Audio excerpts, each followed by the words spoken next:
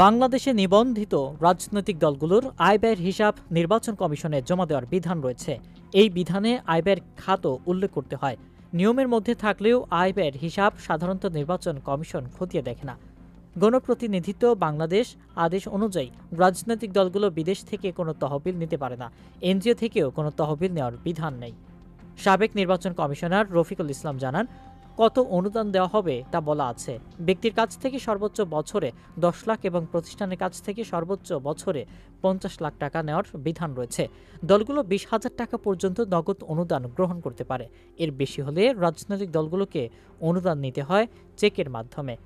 তবে ফান্ডিং এই বিধানটি খুব বেশি স্পষ্ট নয়। সংক্ষেপে বলা থাকলেও এ বিষয়ে বিস্তারিত নিয়ম আরোপিত নেই। নিবন্ধিত রাজনৈতিক দলগুলোকে মূলত তাদের প্রতি বছরের আয় ব্যয়ের অডিট রিপোর্ট নির্বাচন কমিশনে জমা দিতে হয়। কোনো অভিযোগ পেলে কমিশন তা খতিয়ে দেখতে পারে। এর বাইরে এটা নিয়ে নির্বাচন কমিশন কিছু করে না বলে জানান রফিকুল ইসলাম। বাংলাদেশ নির্বাচনে যারা প্রার্থী হন তাদের হলফনামার মাধ্যমে নিজেদের আয় ও সম্পদের হিসাব জমা দেন, আর নির্বাচনে খরচের হিসাবও জমা দিতে হয়। আর সেসব রাজনৈতিক দল নির্বাচনে অংশ নেয়, তাদেরও দলীয়ভাবে নির্বাচনের খরচ জমা দিতে হয়। নিবন্ধিত রাজনৈতিক দলগুলোকে প্রতি বছরের 31 জুলাইয়ের মধ্যে আগের পঞ্জিকা বছরের আয় ব্যয়ের হিসাব ইসিতে জমা দিতে হয়। তরুণদের নতুন রাজনৈতিক দল জাতীয় নাগরিক পার্টি গঠন এবং এর আগে পরে রাজনৈতিক দলের অর্থের উৎস এবং এর স্বচ্ছতা নিয়ে কথা হচ্ছে।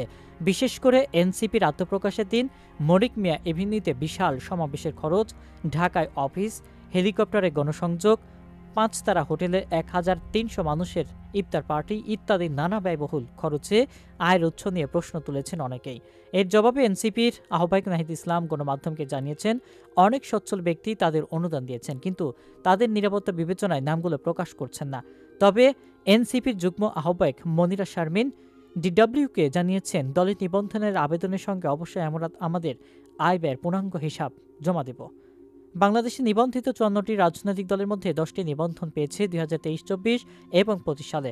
আর জাতীয় নির্বাচনের আগে 20 এপ্রিল নতুন দল নিবন্ধনের শেষ সময় হলেও এনসিপি এই সময় বাড়িয়ে চাইবে বলে জানিয়েছেন এনসিপি নেতা মনিরা শারমিন।